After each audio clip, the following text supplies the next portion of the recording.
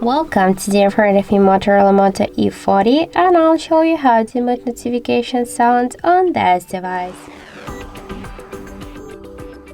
First, open the settings and then tap on the sound section. Then you'll see here ring and notification volume panel, and if you want to mute your device notifications, you can hold and swipe to the left side this volume panel. But by this way you will mute not only your device notifications but also the ringtones. And if you want to stay with the ringtones and you want to mute only your device notifications, so just hold and swipe to the right side, unmute this volume panel, and then just tap the default notification sound and switch your current notification sound just to none. Then just tap here to OK and save the changes. So that's it. Thank you for watching, and if you find this video helpful, don't forget to leave a like, comment and to subscribe our channel.